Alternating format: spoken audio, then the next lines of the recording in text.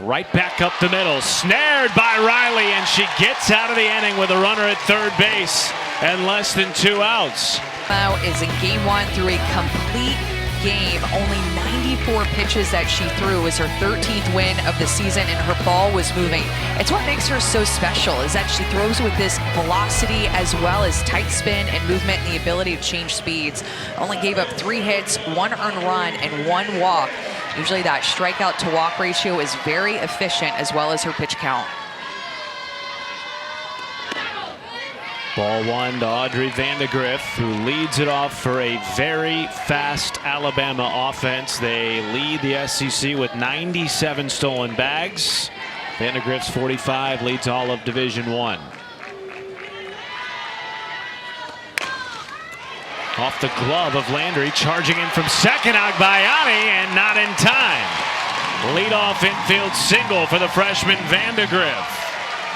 I mean, look at how already in this game that Alabama gets the bounce on a hit right back up the middle, and Oklahoma did not with that Caitlin Riley fielded ball for out number 3. And with the speed of Vandegrift to get down the line, she is a spark consistently for this Alabama lineup. Callie Hevelin digging in. Vandegrift goes. The throw from Hicks is high and into center field. Agbayani is there. Vandegrift's first stolen base of the series against a freshman catcher, making her 3rd start of the season. Yeah, challenging her right off the bat. She is a green light speedster over at first base, going to be able to take bases left and right. That's why she has the most stolen bases in Division I as a freshman. Absolute game changer on the base paths for Alabama. All state in the 100 and 200 meter dash in high school. Won a number of state championships.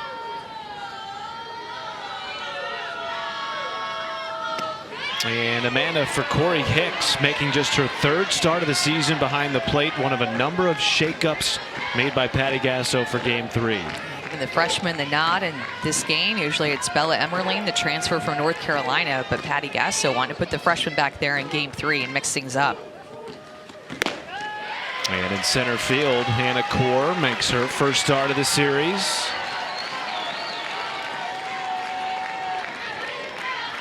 And at first base, Sydney Barker makes her 1st start in the infield. She did start game 1 in the outfield and had a pinch hit home run in game 2.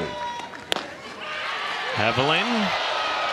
Oh, she was 3 or 4 steps up the first base line before a called strike by Scott Mayer and a full count. And we have a couple of drop ball pitchers in the circle that can throw that pitch well, and Sam Landry likes that drop ball, gets the very bottom of the zone, but Caitlin Riley on their side seeing that, taking notes. Payoff from Landry. Hevelin shoots it into right field, caught by Pickering, and Vandegrift will stay put.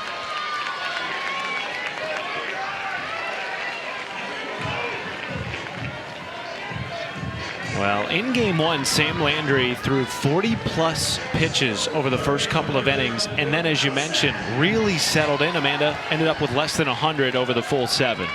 Alabama had a chance with the bases loaded against her in the first inning of that game and just could not push a run across. And you don't know how many opportunities that you're going to get against a pitcher like Sam Landry. Nevertheless, with the bases loaded, but runner in scoring position, middle of your lineup coming up early in this game, you want to be able to push her across. Just 3 hits for Alabama in game 1 against Landry, as Brooke Elstad digs in with a runner in scoring position and less than 2 outs.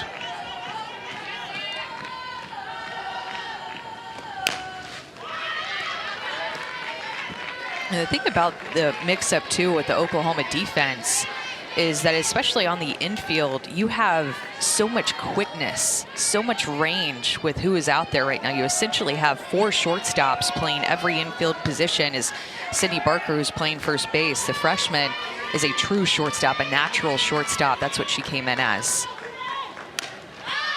Pop up left side, that will find the seats. Foul. But the speed at which Nelly McEnroe-Marinas can close in on balls over at third base, the lateral quickness of Gabby Garcia at shortstop, and same thing for Agbayani, who can cover so much ground. This Oklahoma infield is tough.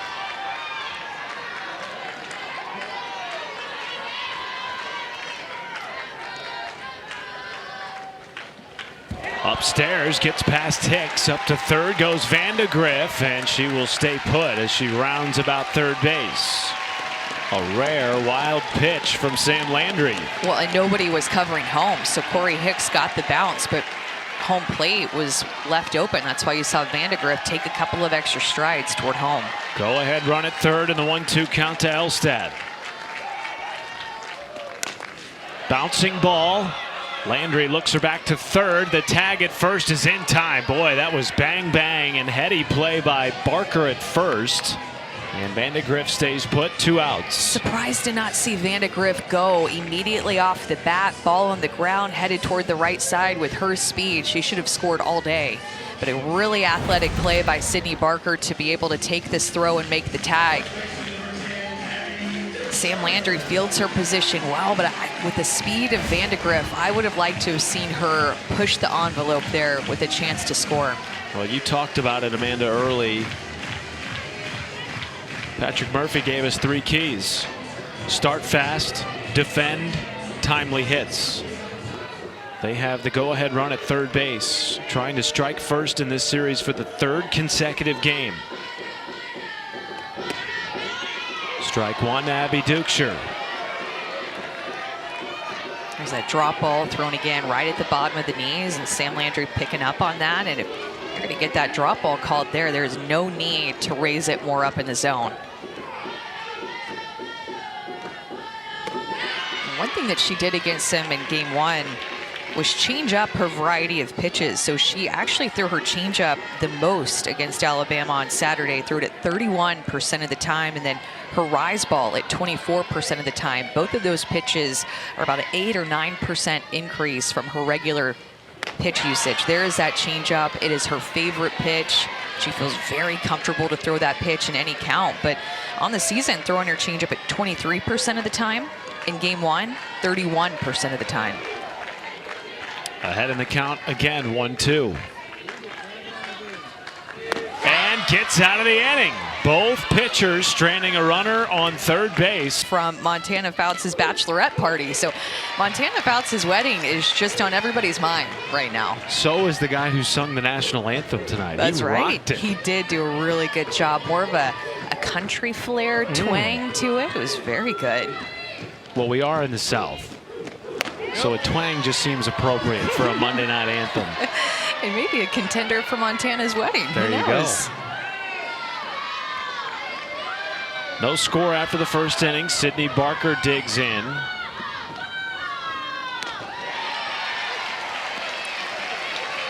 We were talking about this at dinner last night, but how about the couple of pinch hit home runs that Oklahoma has had in game 1 and game 2, including one off of the bat of Sydney Barker. Didn't get the start in yesterday's game, came in the 7th. They were about to get shut out for the first time since 2019, which was in the World Series against Montana Fouts in Alabama, speaking of her. But Sydney Barker blew up the shutout. Flare in the left, caught by Vandegrift, 1 down. Well, that's a great point, Amanda. And when you look at the 6 total runs scored by Oklahoma's offense in this series, 3 of those driven in by pinch hitters. The other, Maya Bland, right there on your screen, had that 2-run bomb off the bench on a 1-2 count with 1 down in the 7th in game 1 to put Oklahoma ahead. As Ailana Agbayani takes strike 1 from Caitlin Riley. And boy, I give a lot of credit to Caitlin Riley. Again, we talked about it before, and I'm sure we'll talk about it again, but with the way that she came out and threw in inning number 1 of this series, pitching has not been the strength of Alabama's team up to this point in the season. They've really actually struggled at times, and kept entering into this weekend. They had the worst ERA as a team that they've ever had. 2 away, and the catch by Vandegrift. So when you looked at Oklahoma's offense and just how prolific it's been for the past several years and seeing Alabama's pitching, I think that a lot of people looked at this series statistically and thought, man, Oklahoma's going to score a lot of runs off of Alabama pitching, but it just really hasn't been that way because of how Caitlin Riley and Jocelyn Brisky both have stepped up. 2 down for Abigail Dayton. Oklahoma coming into the series top 5 in the country in homers, walks, runs, and on-base percentage. I mean, hitting under 200 for this series. When you looked at, they're one of the best home run hitting teams, has one of the best on-base percentages, one of the best batting averages. Picked up in fair territory by Dukeshire in a smooth 1-2-3 inning for Caitlin Riley. Bama again will have a chance to strike first when we return in T-Town. Bunt dropped down by Valentine and fielded well by the starting pitcher Sam Landry. One away.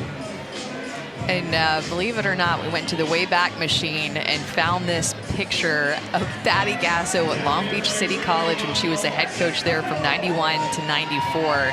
And she told us that she was just so excited that Coach Gerard and Coach Murphy was recruiting one of their pitchers to go and play D1 back then. And she said, I remember handwriting letters to highlight our players. Remember, there was no texting, there's no YouTube videos that you can watch at this point, but just to hear her talk about the memories of going back to just where everything started for her coaching career was really cool, and how it overlapped with Murph.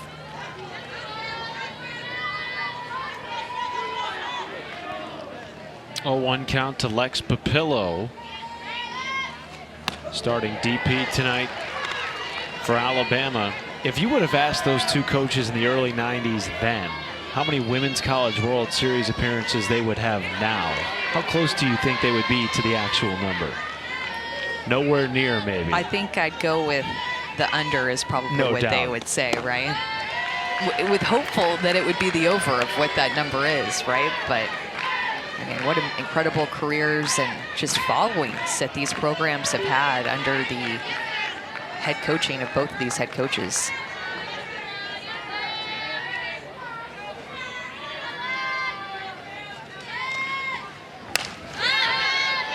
Alabama has been to 4 of the last 5 Women's College World Series. They won it all in 2012, the first SEC team to do so. And of course, Oklahoma coming off an unprecedented 4-peat. The defending national champs yet again. 2-2 to Papillo. Swing and a miss. And the second strikeout of the night for Landry. 2 down. Good spot of a location with her drop ball inside. Just heat. You see her turn her hand over with that pitch. Just really clips the corner. A good looking pitch for her second strikeout.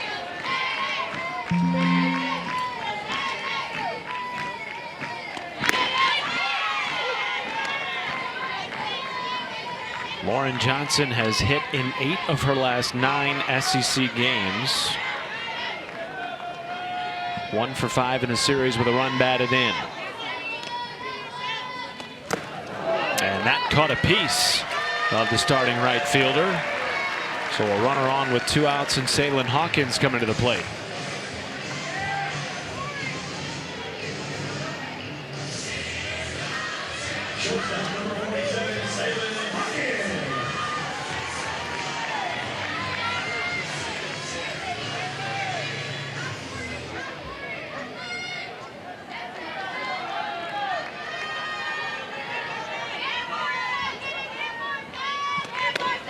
Hawkins becoming the everyday starting shortstop at the beginning of March.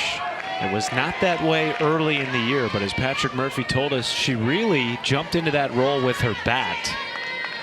Has hit .290 since entering the starting lineup on March 4th. Chopper to the left side, caught by McEnroe Marinas, and a good stretch by Barker. Will they take a look at it? Patrick Murphy looking at first base and asking his coaching staff, if they should challenge, doesn't look like they're going to. 5-3 the put out. Bama leaves one. No score after two. Homa flared off the end of the bat here by Hicks. Foul territory. And I don't know, that might get lost in the sun by Duke. Sure couldn't come up with it. And Hicks will stay alive at the plate.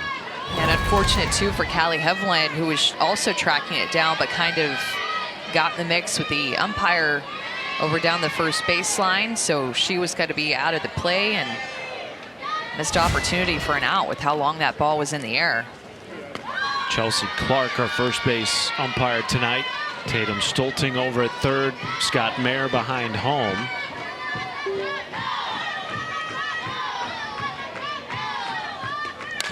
Yeah, but that 2012 national championship was pretty epic, of course, bringing the first national championship to the SEC, and little Kaylani Ricketts versus Jackie Trina pitching matchup.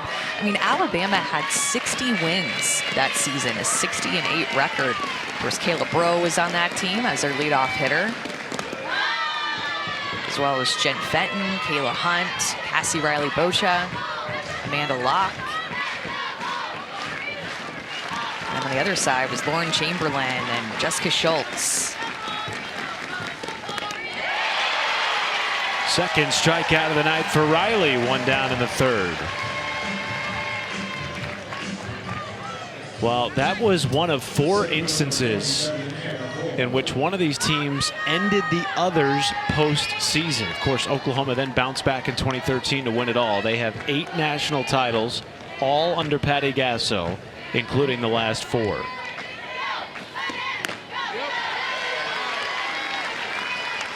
And two, I think of these teams as just really big fan bases and following. They have really passionate fans, especially when they lose, no matter if it's 3 or 4 losses or 16 losses. I mean, these fans want to win, and they are behind them and sometimes a little tough on them, I'm not going to lie, on social media. But, you know, when you have that type of following that is so big and grand like Alabama and Oklahoma do, those fans are going to be there and be loud sometimes. And the crowds this year have followed Oklahoma everywhere they have gone. Patty Gasso making a point to play some midweek games on the road, help out some of the mid-major programs, selling out stadiums left and right this year. 1-2 to Hannah Core. And you can't forget, this is one of the toughest places to play, and it has been for years. Alabama has really set the standard when it comes to average attendance, leading the nation, and many, many years now. Of course, with beautiful Lupps Field at Oklahoma, they're going to give them a run for their money. Core to third, backhanded by Elstad, but they're going to blow. They're going to say rather that it was fouled off Elstad's foot, I believe. I beg your pardon, that's Hannah Core. Elstad over at third base. 2-2. And a strikeout on the outside corner. Riley is painting with 2 down now in the third.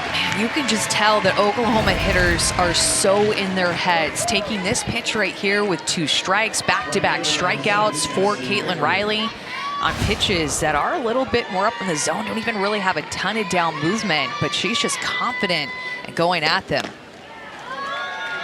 Second time through the order now for Oklahoma. Cassidy Pickering still the only Sooner to reach tonight. It was on an error to lead off the game in the first.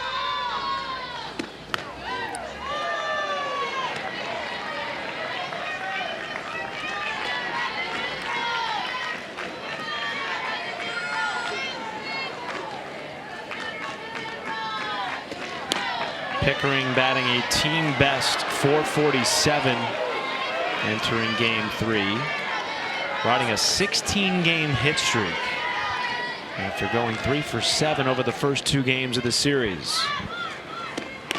Taking all the way, strike 1. Yeah, you said this, I believe, in game 1 or game 2, either goes, but she's been on a heater, and she's been seeing the ball really well, finding ways to get on base. Great adjustments at the plate she's been making in game. And a strike. Oh my. Pickering had her guard off at first base, shouting into the dugout, trying to pump up her team, and instead has to walk all the way back to the plate for a full count. This umpire back behind the plate, Scott Mayer, has had a lower strike zone. This has been called consistently. Riley strikes out the side.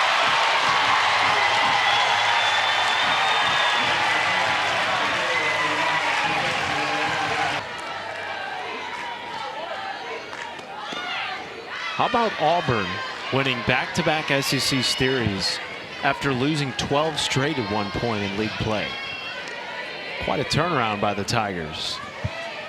They've had some really high highs and then some really low lows this season. Don't forget, remember they didn't lose a game in Clearwater when RPI came out for the first time back in March. They were #1 in the RPI because of so many great wins they had early on in February.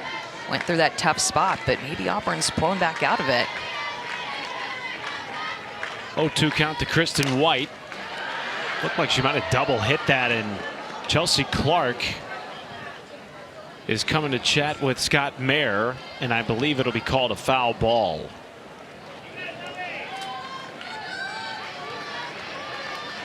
It's a good eye there by Chelsea Clark up the first base line. Kristen White makes her second start of the series.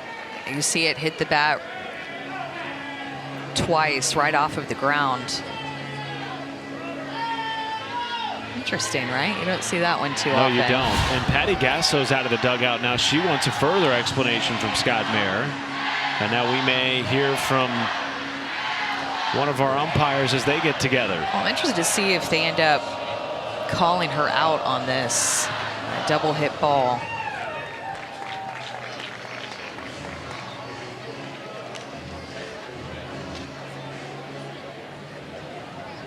Here is Scott Mayer.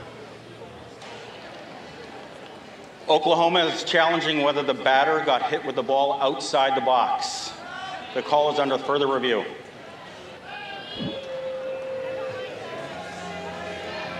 And now Patty Gasso saying that's not what she wanted to challenge.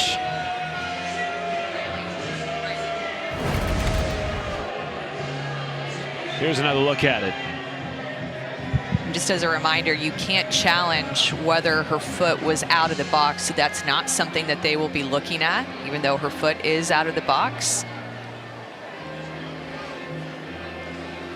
Still some confusion here as Patty Gasso walks slowly back to her dugout. And Scott Mayer again.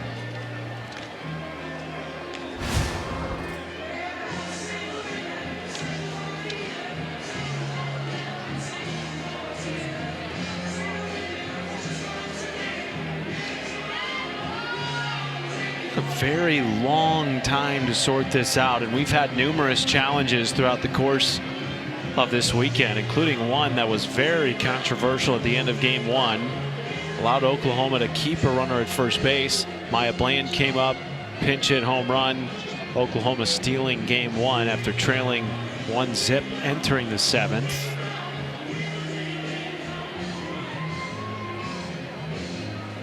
Here we go.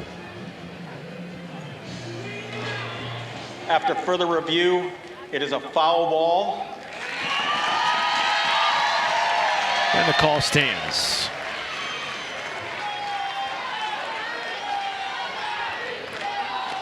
Kristen White made her first start of the series yesterday because Patrick Murphy has loved what she's done over her last 10 games, batting nearly .360. Had an RBI single last night.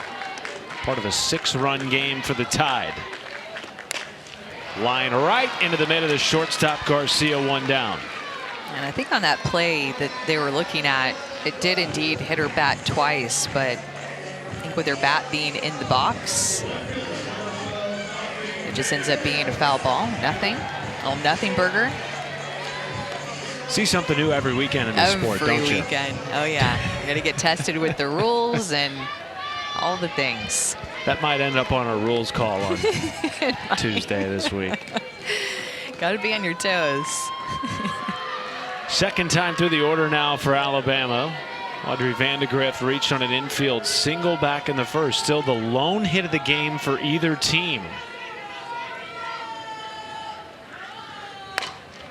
Right side, it will sneak through.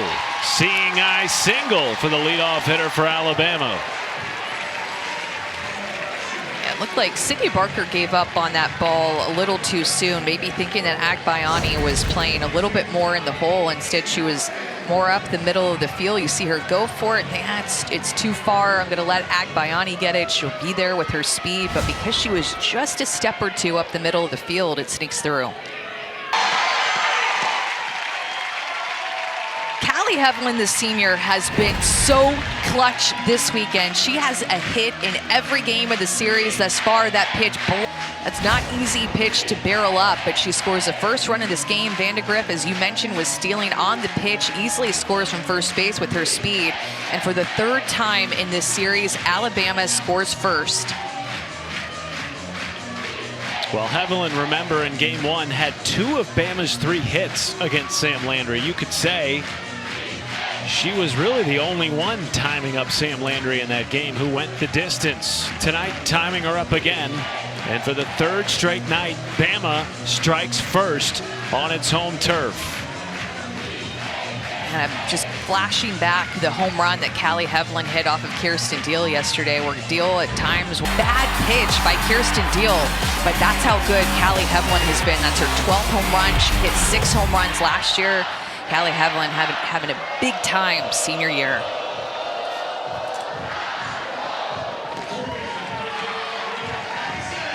And Bama still threatening with the heart of the lineup still to come. Brooke Elstad digging in with a runner in scoring position and 1 down in the 3rd.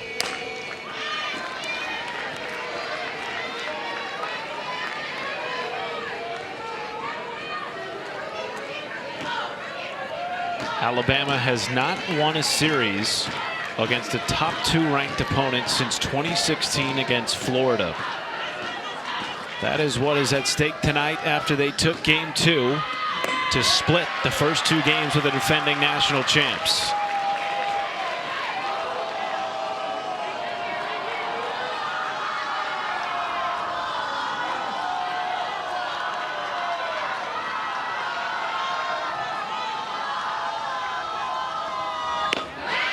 Great pitch by Landry, ahead in the count 1-2 now. And looking at Alabama's batting average against different pitches, the changeup is the pitch that they have the lowest batting average against, just a 249 clip compared to drop balls at 336.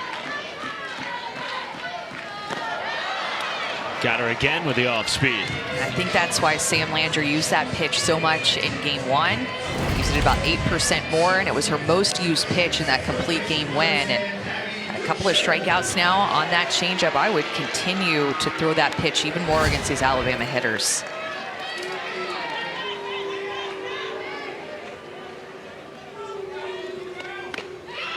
Strike 1, Abby Dukeshire, who has homered in the series. 7 on the year for the junior, coming off a breakout sophomore campaign a season ago.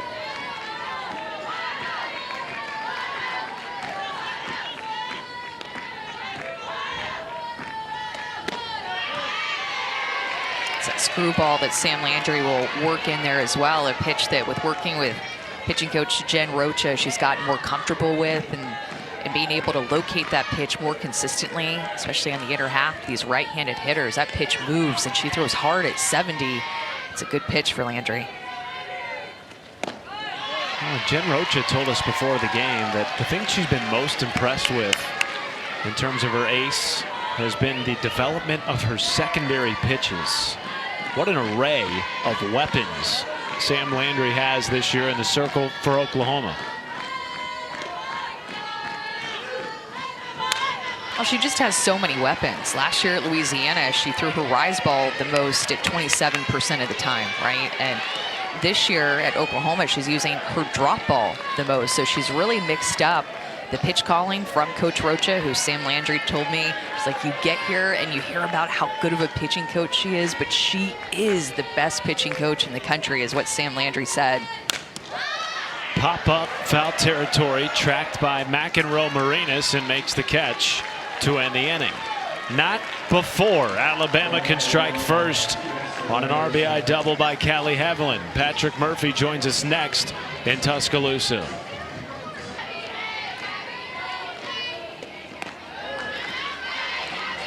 Well, Amanda, second time through the order for Oklahoma. Second time in this series that they've seen Caitlin Riley. What would you like to see from the Sooners, whose bats have been quiet again tonight?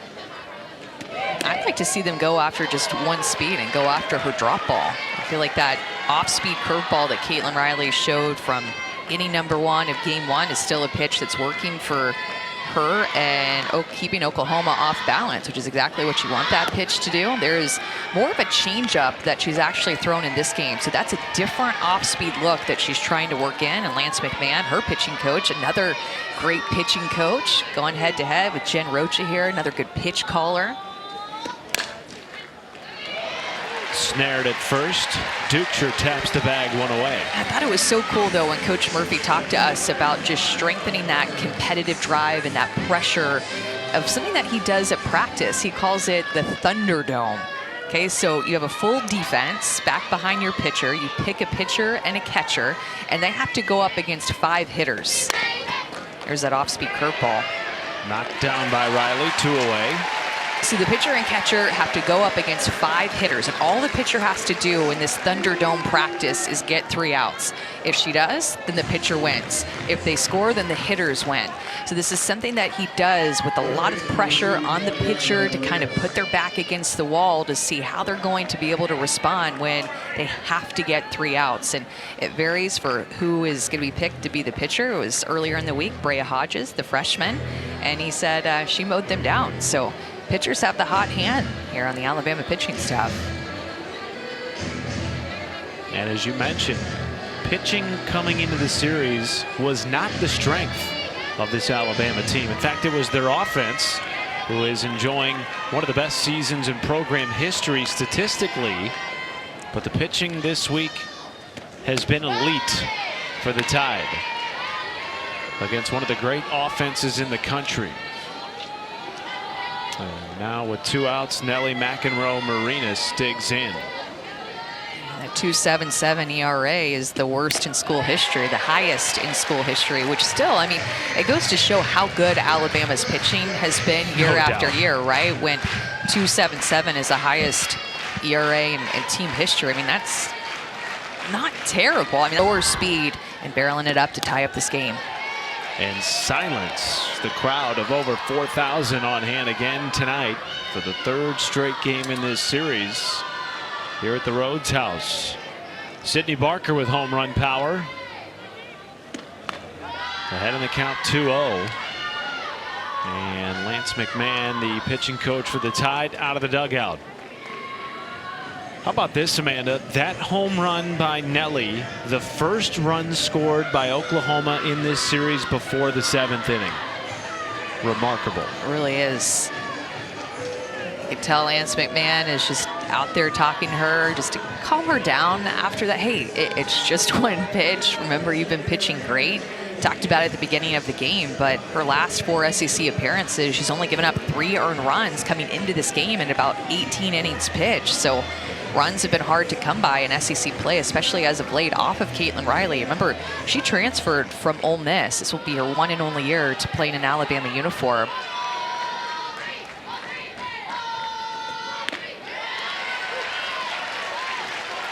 That's the way to get right back on the horse with that pitch, is to throw it in a hitter's count.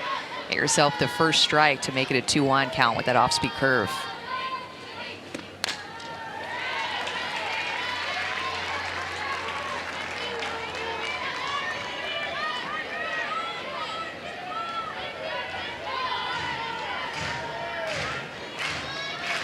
Two bases cleared, 2 down. Game tied at 1 in the top of the 4th. And a full count to Sydney Barker. One thing that Patrick Murphy has said time and again in this series, it's going to take a whole lot more than 1 run to beat Oklahoma. And Barker draws a 2-out walk after the 2-out homer by McEnroe-Marinas.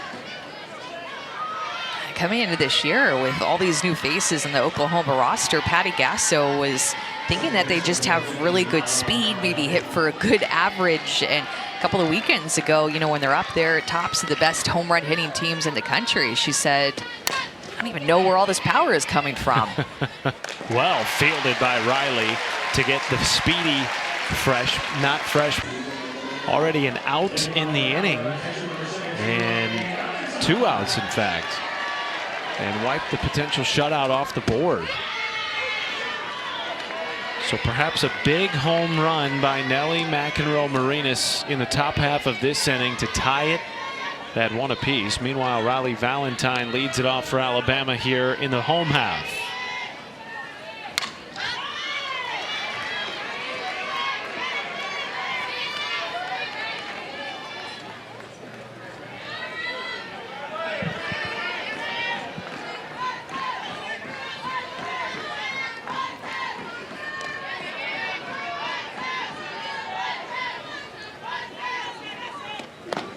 There's that drop ball that Sam Landry has thrown more this year.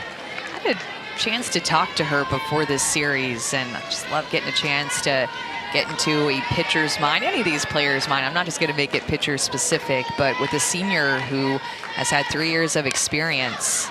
Excuse me, swing floated into left field, and it finds the grass.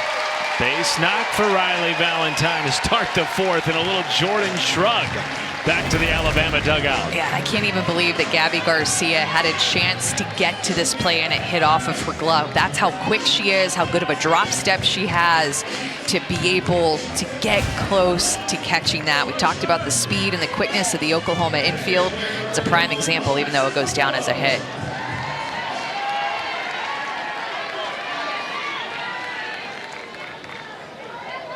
One on, nobody out for Lex Papillo. That might have caught Papillo. No, it goes off the glove of Hicks and rolls to the backstop. Up to second goes Valentine. And the second wild pitch of the game for Sam Landry. I'm willing to say that Sam Landry is not an easy pitcher to catch with her speed and spin and late break. She's so much going for her. It's difficult to catch. There's that changeup that she says is her favorite pitch. A lot of confidence in that pitch. Good take, though, by Papillo. Now remember, Corey Hicks, the freshman, making just her 3rd start of the season behind the plate tonight for Oklahoma. And she calls time. 3-0 count to Papillo.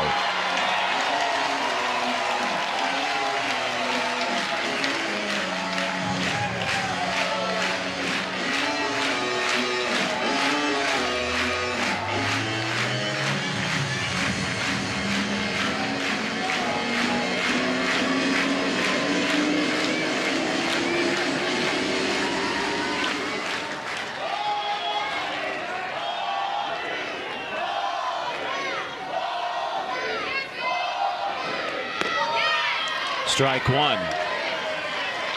Patrick Murphy told us timely hitting, one of his 3 keys here in game 3.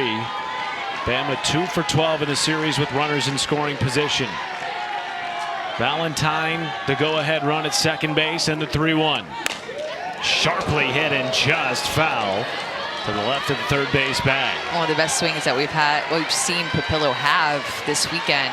You can tell too that Coach Murphy is looking for Papillo to find her mojo again in the box, continuing to give her chances. Feels like she's really close, knows that she's going to be a big part of their offense down the line.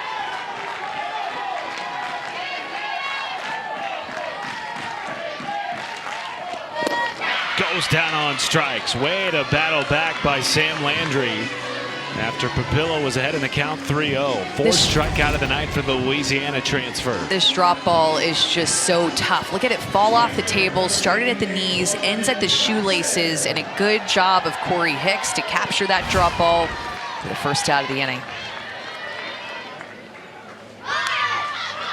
Lauren Johnson comes up bunting and foul. And let me tell you about that drop ball that Sam Landry told me about. She said at Louisiana, Jerry Glasgow, who was the head coach at the time, told her that she had a good drop ball. but she didn't like it. She didn't think that it was good. She couldn't control it and just didn't feel like she can throw it very well. So she was just kind of stubborn about it all 3 years at Louisiana. To third, a look back to second. Runner goes anyway. They get the runner at first. So Johnson is out, but Valentine with some sneaky base running ends up at third base with 2 outs. And that is that drop ball and get ball with Coach Rocha. Coach Rocha really wanted her to focus on that pitch and told her, look, just don't get frustrated with it. Just throw it. You have your rise ball. Let's focus on that drop ball. And so she started doing that, giving it a chance, and she started actually loving it and playing into it. Now it's her most thrown pitch this season as a senior. And I like this quote that she told me. She said, it feels good to trust a pitch that I've hated my entire life. And with that drop ball and her rise ball, plus her changeup, she just makes for a tough pitcher to go up against. Told us that's been the biggest change. Her mindset coming over to Oklahoma and being coached by the great Jen Rocha, her pitching coach. And now with 2 outs, Saylin Hawkins. Strike 1. There it is again. Different approach going up against Alabama the second time that she's facing them. Going more to that drop ball and her changeup, not as much to her rise ball that we saw her throw well in game 1.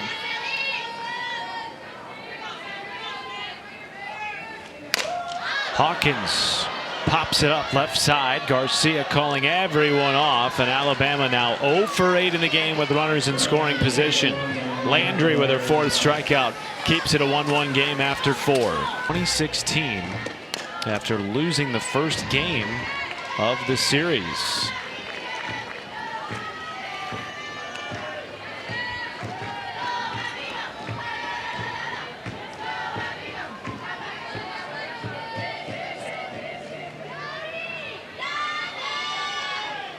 Abigail Dayton leads off. Takes ball 1. Larissa Pruitt into the game in right field for Lauren Johnson for the Alabama Crimson Tide.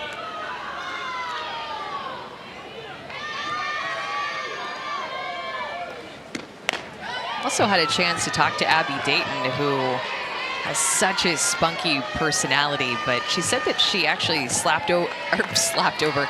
changed over to be a slapper when she was 13 years old.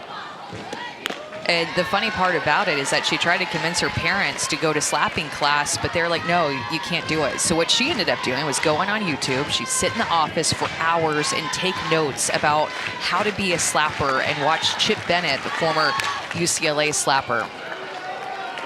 Great story, though, about just when you have your mind set to something, just showing your parents, hey, I am invested. I really want to do this. Took notes after notes after notes and became a slapper, and then even ended up making her own money through FFA to go and get slapping lessons and paid for those lessons on her own.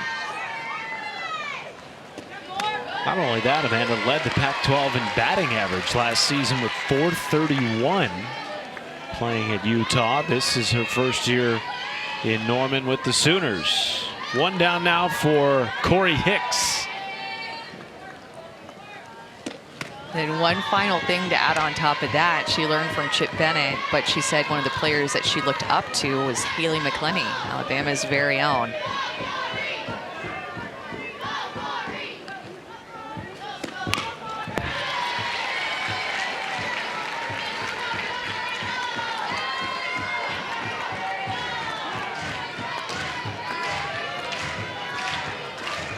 Oklahoma 36-4 on the year. Began the season 28-0.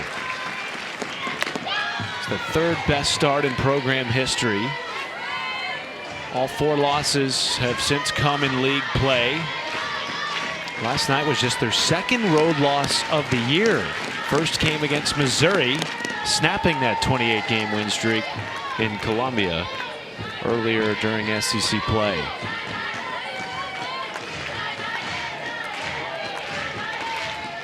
2-2 to Hicks. Base is empty, 1 down, and the pitch from Caitlin Riley upstairs. Yeah, I think with all the new faces at Oklahoma, graduating the best senior class to ever play Division I softball, really, with what they did with 4 national championships. I don't think a lot of people would have believed that Oklahoma would start out 28-0 again. And even Coach Gasso said that this team is just past my expectations, to be honest.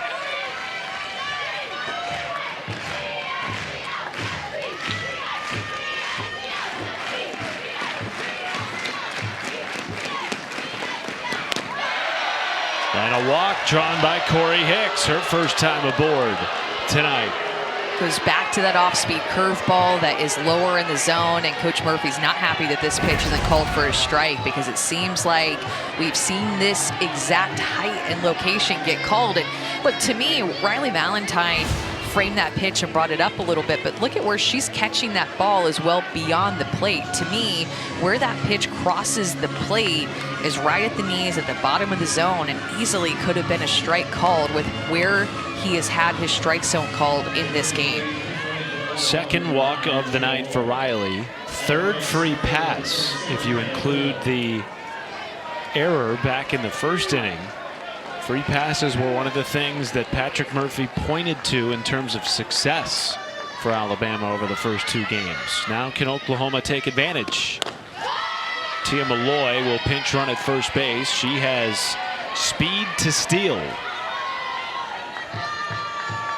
And at the plate, the 9-hitter Hannah Core.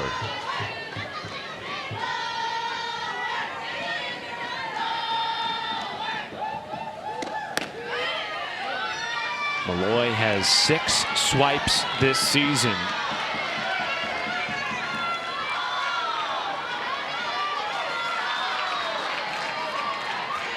She represents the go-ahead run in the 5th.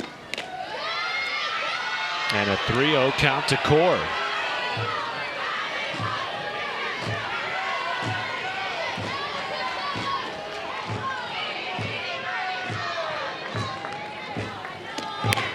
Taking all the way, strike one. Hannah Core is a story of true perseverance. 2 back surgeries, sprained her ankle earlier this season. I mean, she has just battled to get back on the field, especially after that sprained ankle and her surgeries.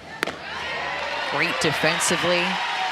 Coach Gasso has a ton of respect and just can't even explain the amount of pain that Hannah Core has been through to get back onto the field. Battled through a lot.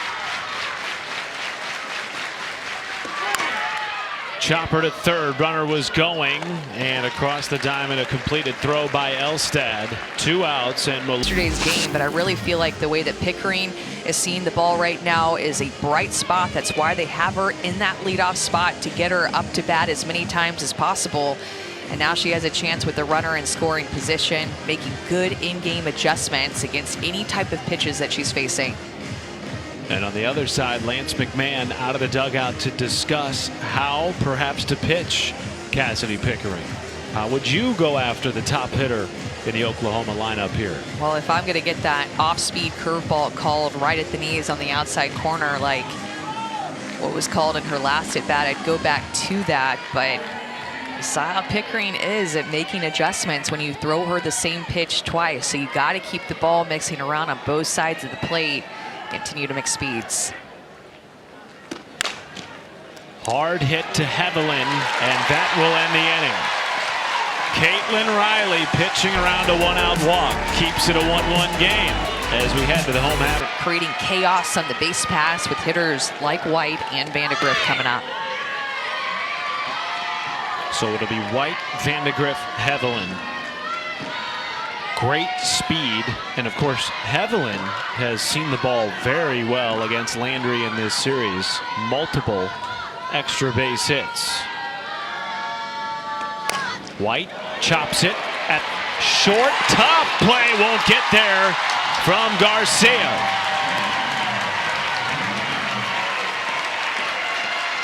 Exactly what she needed to do was just put the ball on the ground, create a couple of hops, 1 hop, 2 hop, and then when you have the speed like Kristen White, when it hops twice, it's almost always going to be an infield single with the way that she gets down the line. As a slapper, that's exactly what you want to see. Create 2 hops, use your speed to get down. Here is Vandegrift. Will White test the freshman Hicks, making her 3rd start behind the plate tonight?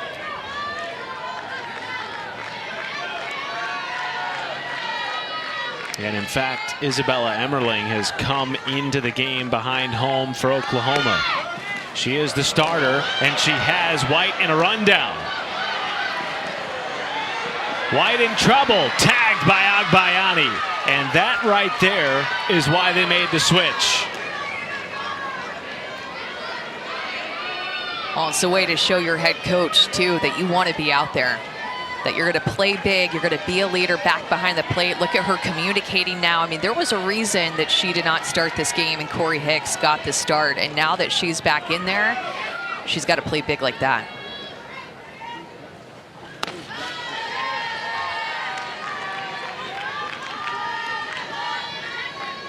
That is a huge play by Isabella Emmerling.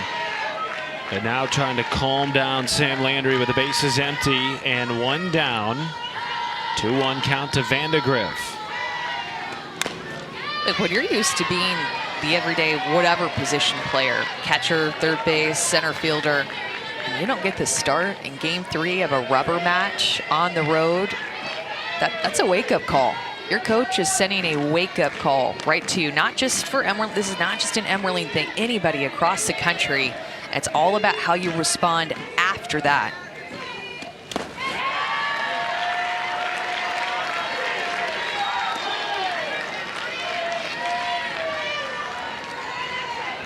Hicks starting the game, the freshman behind the plate, one of a couple of changes that Patty Gasso made just to light a fire in her team for game 3. Here's the payoff from Landry. Spoiled by Vandegrift. You're not going to see Vandegrift slap like a lot of left-handed hitters with speed. She'll lay down a bunt, but swing away. Has some pop, hits for average.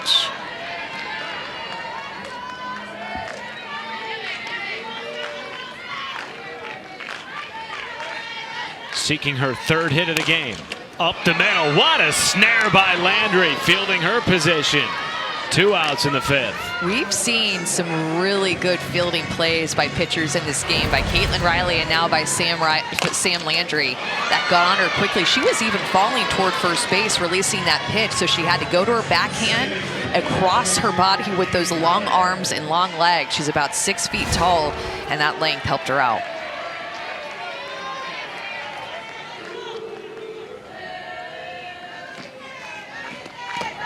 Callie Hevelin with 2 down.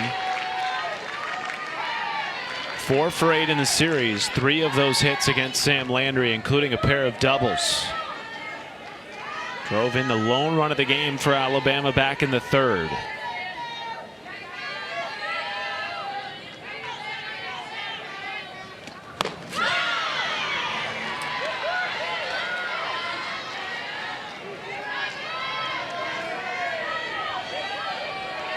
Enjoying the best season of her career at the plate by far.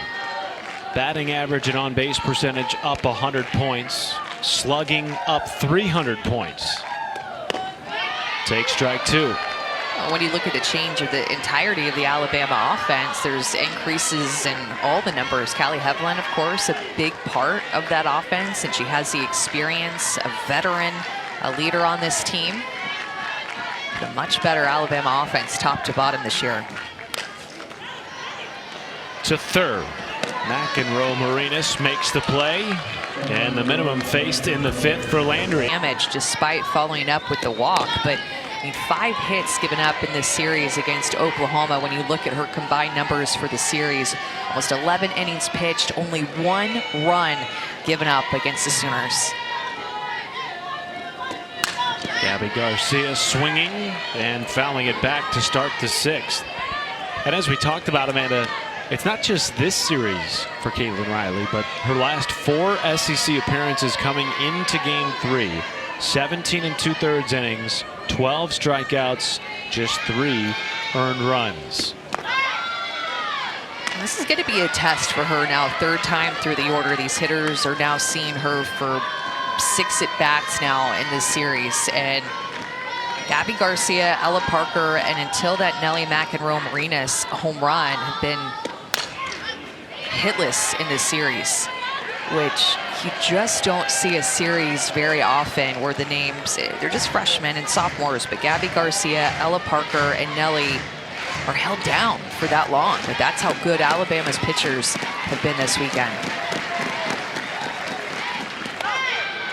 Well, that home run by Nelly was the only hit in the game for Oklahoma.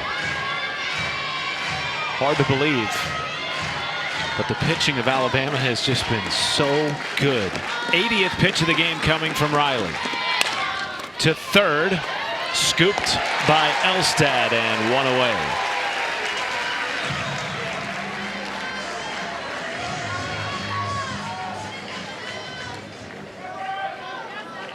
And as you mentioned, Caitlin Riley coming over from Ole Miss, where she pitched 3 years, went to the NCAA tournament all 3 seasons, led the Rebels in innings pitched in 2023.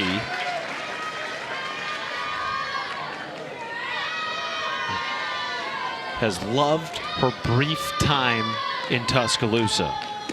In fact, Patrick Murphy told us she came to him about midway through the season and said, "Coach, how do I fit 4 years into 10 months? I love it here." She's gotten hit a little bit too. See her in the starting lineup at times, offensively. Coming into the series, hit .346 and 52 at-bats. Did Alabama's starting pitcher tonight. Tosses a strike to Ella Parker to level the count at 2-2. Just need to put that pitch right there on repeat. I would go right back to that off-speed curveball, that exact same place. See if I could get Ella Parker out in front. That is roped by Parker. And just the second hit of the night for Oklahoma. 1 on in the 6th. So Caitlin Riley tried to go back to that off-speed curveball, but she missed it. And this is the importance of just being able to throw a pitch on a dime to the same spot. So this is the pitch before that got a called strike. She tried to go back to that off-speed curveball, but look at the different location. Out over the heart of the plate, up in the zone, and Ella Parker gets her first hit of the series. Nelly McEnroe Marinas homered in her last at bat to tie the game at 1. 8 of her 11 home runs this year have come in league play.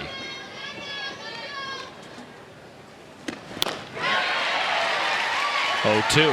Nasty drop ball there on the inner half. Remember, it was that off-speed curveball that she got up in the zone that was just not on a corner, not down enough, that she belted out of here for a home run. High fly ball, center field. White is there, second out of the inning. It's a big out.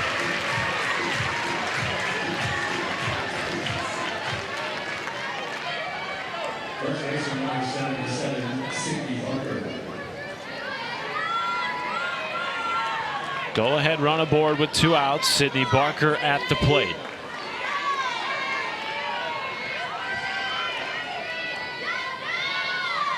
One of 10 freshmen for the Oklahoma Sooners this year.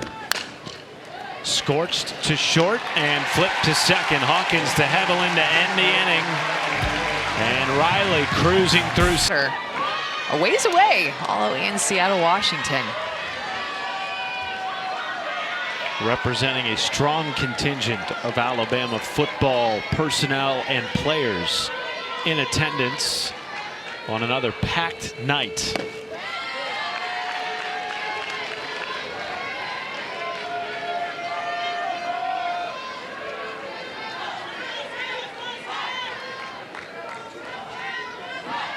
Yeah, the whole football team is here right Notice tonight. They all have a snack, Amanda. Got ahead of the concessions. Got to keep weight on during spring ball. This is flared into left. Good track down by Abigail Dayton, 1 away. I can't rag on him too much because I've had snacks about every inning in here. Oh yeah, it takes one to know one for that, for sure. You are a snack just connoisseur.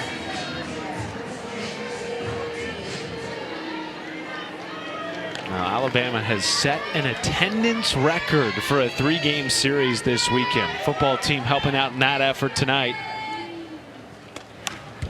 nearly 13,000 over the 3 games this weekend against Oklahoma. And boy, has the series lived up to the hype.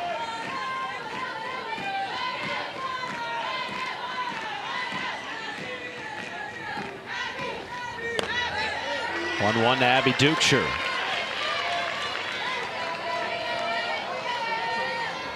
So often these teams have met in the postseason. As Sid Sanders comes back in at first base. She has been the regular starter at first. Sydney Barker, the freshman, got the start in her place tonight. Now she comes in the 6th. This is just the 2nd time ever that these two teams have played in Tuscaloosa, and the first time in the regular season. Here's the 1-2 to Dukeshire. And a weekend full of offense. This game has ended up turning into a pitcher's duel. When I say full of offense, I mean across the SEC. With just really high scores all over the SEC and the conference. Tons of home runs hit. But in game 3, the final game of this weekend, got a pitcher's duel going between Riley and Landry. And it has felt postseason-esque all weekend here. Highly competitive. Not just game to game, but at bat to at bat. The 2-2.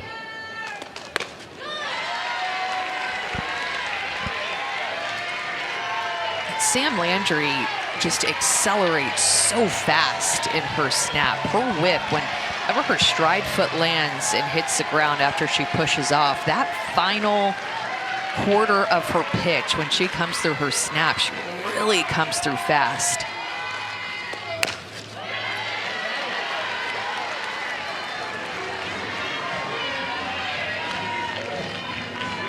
.79 pitches thrown into the bottom of the 6th inning. Remember, in game 1, her complete game, she only threw 94 pitches.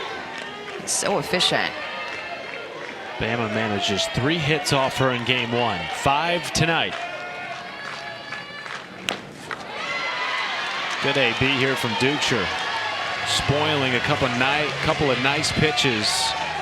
8th pitch of the at bat coming on the 3rd full count of the night for Sam Landry.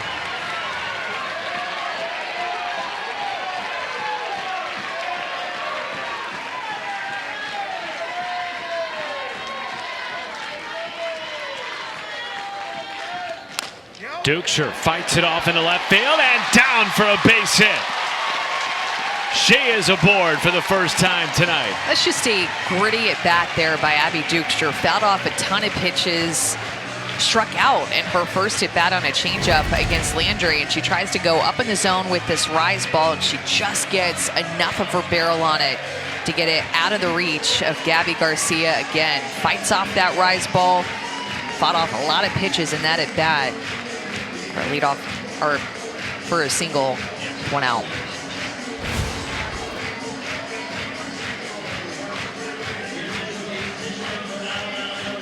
Now Kinley Pate will come in to pinch run. She has already scored a run as a pinch runner in this series.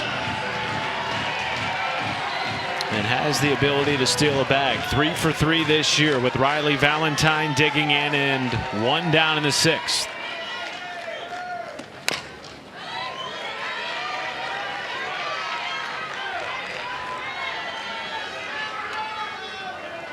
Valentine singled in her last at bat against Landry back in the 4th.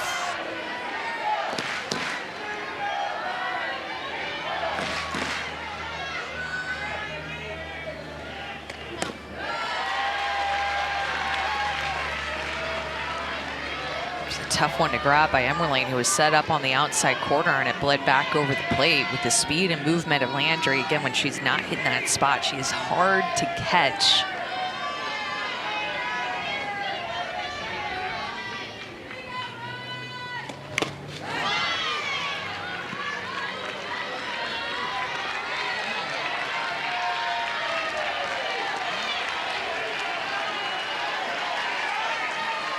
Alabama just 1 for 10 in this game with runners on. Oklahoma 0 for 8.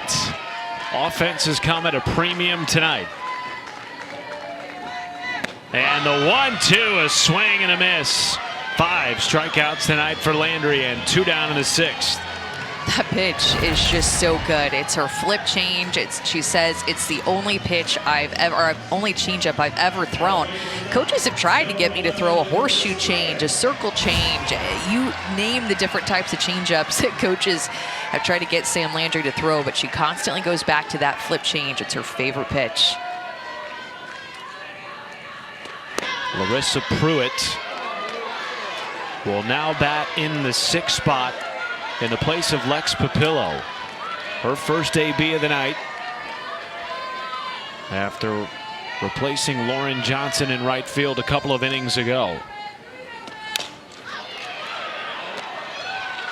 And Landry gets out of the inning. We head to the 7th of Game 3, tied at 1 in the series and in the game. Things together and creating momentum on offense. That being said, they have enjoyed the 7th inning in this series. 6 of Oklahoma's 7 runs scored have come in the 7th.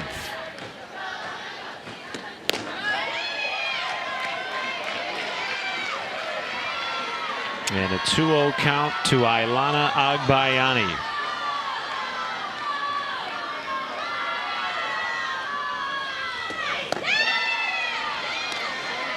In large part that they haven't been able to generate that offensive momentum is that Alabama pitching is just not giving them too many free passes. A couple of walks for Riley in this game, and she's been able to battle back from a 3-0 count a couple of times, getting the bottom of the zone, which is where she likes to live, with her drop ball and that off-speed curve. Only 3 walks allowed by Alabama pitching coming into the night. Strike 2. Against an Oklahoma team that is top 5 in the country in walks. Payoff to Agbayani. Up the middle, and a leadoff single for the BYU transfer.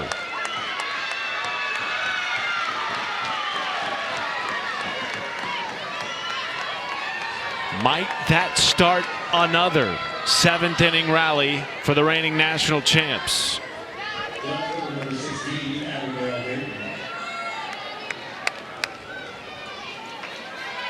As when they have scored their runs, a couple of pinch hit opportunities, pinch hit home runs by Maya Bland and then Sydney Barker.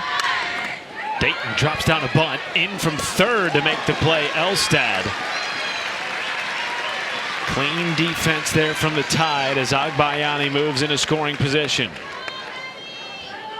As luck would have it, it would be Bella Emmerling, who has a chance now with runners in scoring position after not starting this game. Got sat for the freshman Corey Hicks, and are late into this game. Already had a pick off at first base, showed off her arm, and now she can show off her swing. She is 0 for 2 in the series. Her lone start, of course, coming in Game 1. 12 of her 22 hits this season are for extra bases. And that gets past the 3rd baseman Elstad. Up to 3rd goes Agbayani. And a 1-out single for Emmerling.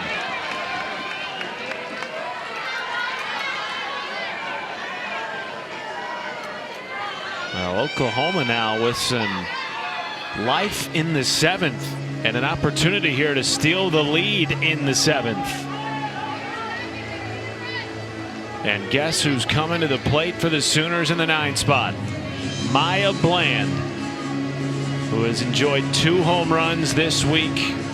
1 in a start against Oklahoma State, the other in Game 1 off the bench in the 7th inning against Jocelyn Brisky. Maya Bland got all of it, and as you mentioned, hit a home run in their midweek game. Devon Park in front of 9,000 fans against their in-state rival Oklahoma State. And a big week for Maya Bland. She's a tough player to double up too. Great speed. And the speed of Agbayani at third, in the words of her head coach, the best on the team. She represents the go-ahead run. Emmerling at first, Agbayani at third. Maya Bland at the plate with one down in the seventh.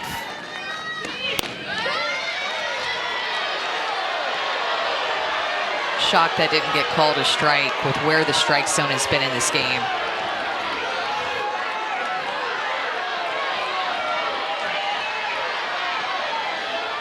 Scott Mayer hearing it from Patrick Murphy and these fans of the Rhodes House. 100th pitch of the night for Riley, catches the inside corner. Goes to the other corner with that drop ball. If she goes off speed, she has to be careful with how well Maya Bland sees off speed pitches.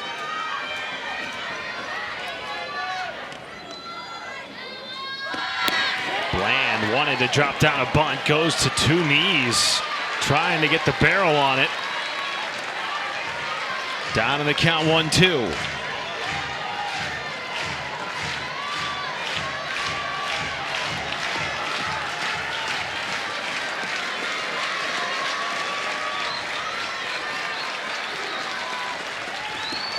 Oh, and that got Bland. And the bases will be loaded for the hottest hitter in the Oklahoma lineup, Cassidy Pickering.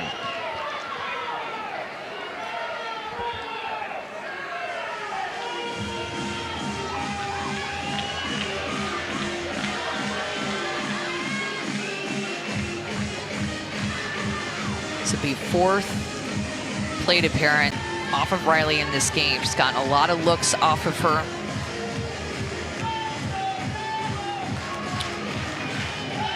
Pickering hitless in the game. Needs one here to extend her 16-game hit streak and put Oklahoma on top. Tied at 1-1 down in the seventh. Strike one from Riley.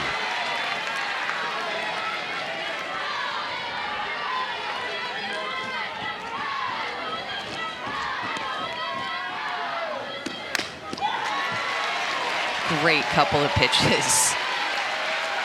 Working inches, one with her off-speed curve for the first strike, and then takes that drop ball inside. That's not easy to do after you just hit a left-handed batter with that pitch, to have the confidence to go right back to it.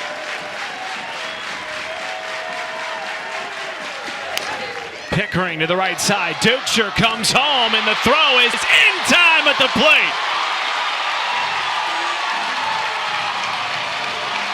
Two down for Bama in the seventh. And while all that was going on, there was a collision on the right side of the infield. Look here. Yeah, there was. Maya Bland runs into Callie Heveland, who was just going for the ball, but Dukeshire, with her tall length, grabs it, makes a force out at home. That was a bang-bang play. Everything pretty much had to be played perfectly with Agbayani's speed, and it was. 2 outs, bases loaded. Go-ahead run at third for Gabby Garcia. What an opportunity here. Hitless in the series. Back to Riley. She flips to home, and Bama gets out of the bases loaded jam in the seventh.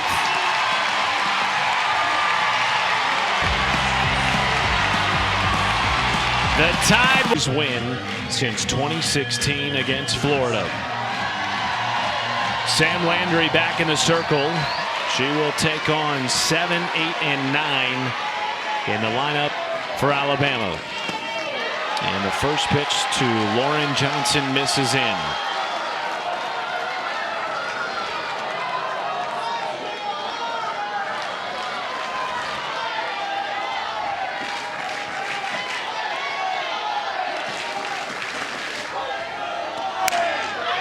Johnson in the right field. Pickering is there, one down.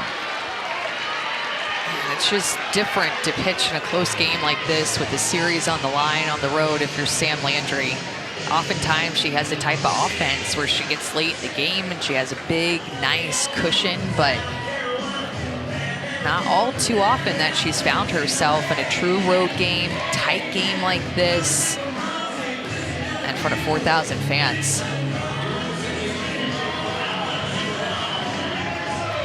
Kennedy Marceau will pinch hit in the 8th spot for Saylin Hawkins, a freshman from Kaplan, Louisiana.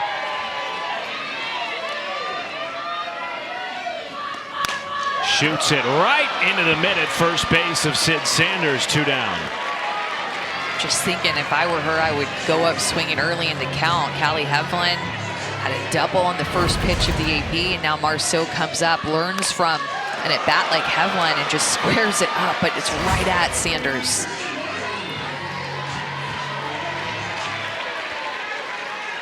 Kristen White with 2 down and the base is empty.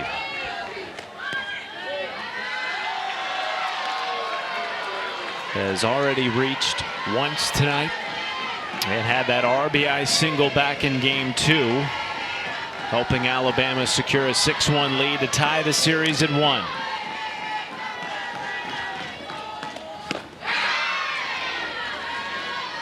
Should she get on, the hottest hitter this year for Alabama awaits on deck in Audrey Vandegrift, who tonight has gone 2 for 3 against Sam Landry.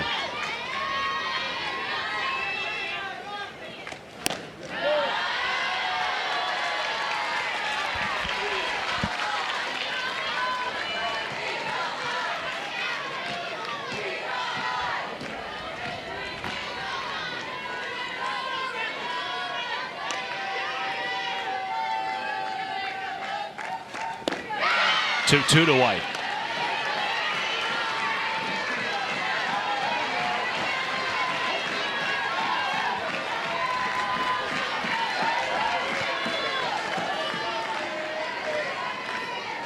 Landry a strike away from pushing us to extra innings. Chopper to the right side, played by Agbayani, and in time to get White. On to the 8th we go in Tuscaloosa, with the series hanging in the balance between Oklahoma and Alabama. That intensity, that presence that Coach Murphy has loved about her, especially in this past month when his team has just been struggling to find wins and close games at times. Caitlin Riley wants the ball in the big moment. A career best 2.25 ERA for the Ole Miss transfer in her senior season, hailing from Dandridge, Tennessee, relishing the big moment and pitching for the Tide. She will take on Ella Parker, Nellie McEnroe-Marinas, and Sydney Sanders, the heart of the Sooner lineup here in the top of the 8th, with the game tied at 1. And a 3-0 count to the starting Sooner DP, Ella Parker. 4th time through the order for Riley. Strike 1.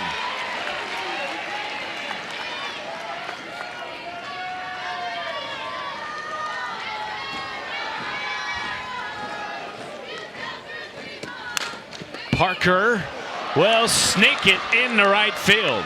Her second base hit of the game, and the go-ahead run is aboard for Oklahoma.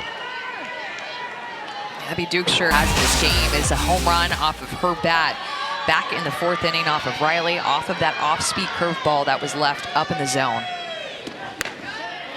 And through the first 5 innings of this game, that home run by Nellie was the only hit for Oklahoma. Like they have all series, though, Amanda. The bats came alive a little bit in the 7th. In fact, the Sooners had the bases loaded with less than 2 outs, unable to capitalize. I'm just going to say, think about how close this game has been this series. When you look at runs scored, it's just about even. Into foul territory, it'll get out of the reach of Pruitt. And even today, Same amount of runs, almost the exact same number of hits. I mean, this has been, when you really look at the overall numbers of the series in terms of runs scored, and it's been pretty tight. So no surprise to see this game come down to the wire here in extras.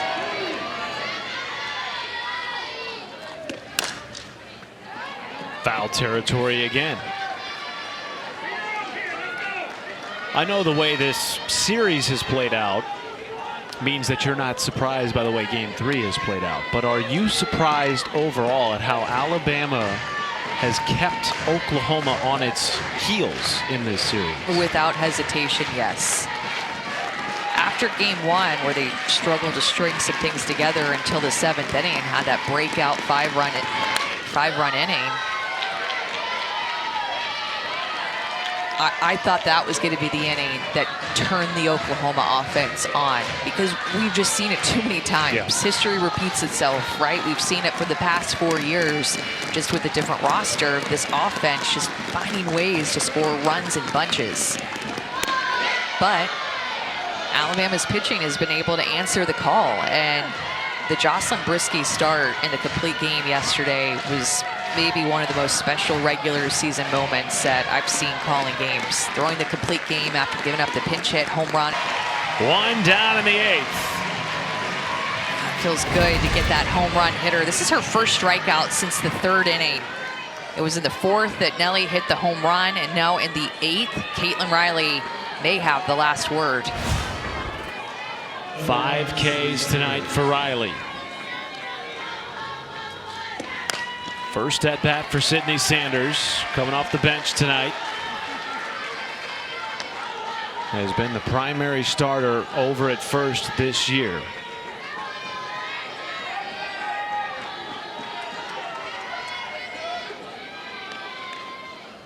This could be another example, too, of being fired up to have a chance to hit here after not starting this game and replaced for another freshman of Sydney Barker.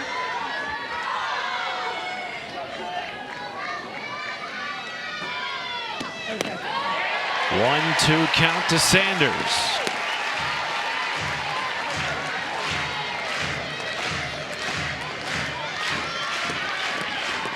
Riley working on her 6th strikeout.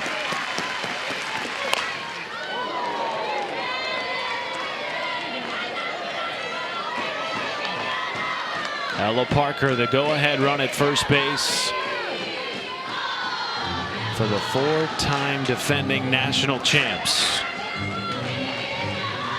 And her bat has come alive tonight after struggling earlier in the series. 2 hits against Riley. And a 2-2 count to Sanders. The senior from San Marcos, California, having her best season at the plate so far in her Oklahoma career. Full count.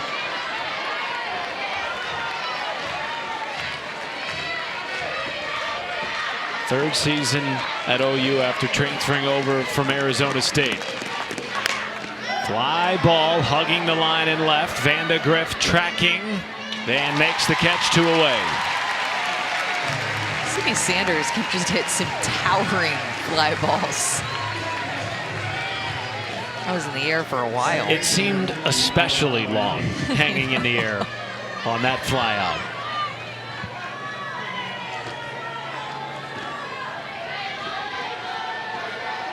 And now the scrappy Ailana Agbayani.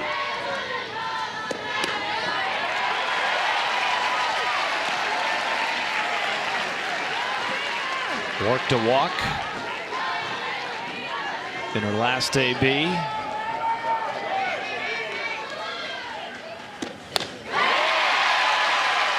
Down in the count 0-2.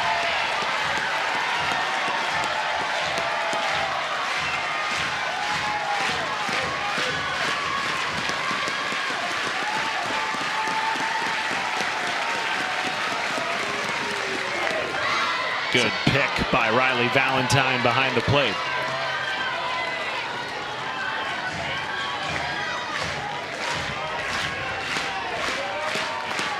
_130th pitch of the night for Riley. It's a great eye by Agbayani. Caitlin Riley thought that she had it because at times she's been getting the bottom of the zone, but this one a little bit too low in my opinion compared to the rest of the strike zone the rest of the night. Outside, full count. Another great take. I think both of those pitches are balls. I agree with the home plate umpire in both of those pitches. Riley right back to work. To the right side and to right field. Parker will stay put at second base. What an at-bat by Agbayani. 2 hits in the night, and it keeps the Sooners alive in the 8th.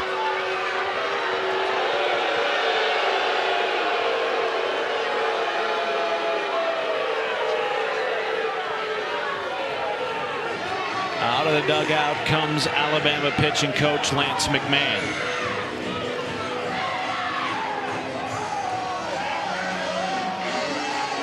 Abigail Dayton due up for the Sooners.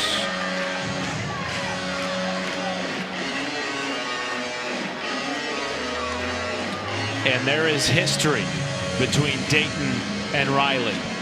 Remember, Dayton began her career at Utah. Riley began her career at Ole Miss. They met a couple of years ago in an NCAA regional. Dayton got the best of Riley a number of times in that regional, helping the Utes to the Women's College World Series. What a moment here with the go-ahead run in scoring position and the series hanging in the balance for both teams. Dayton and Riley meet again on a steamy Monday night in Tuscaloosa.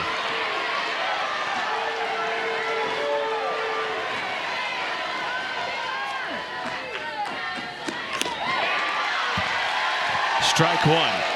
I feel like Lance McMahon has called timeouts in this game at the exact right moments to go out and talk to his pitcher, calm her down at times, and talk to his defense too. 0-2. Just giving little reminders here and there.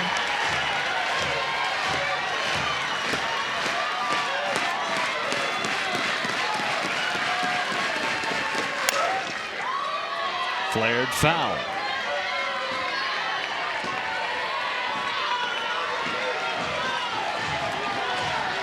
.135 pitches tonight for Riley.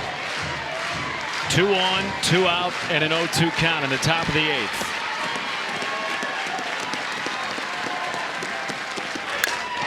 Dayton to second. Hevelin on to first, and Riley again pitches her way. Location, she has evolved, Jen Rocha says, this year with her stuff. This has definitely been a pitcher's duel, a 1-1 game, going to the bottom of the 8th inning. Sam Landry holding her own, 95 pitches thrown.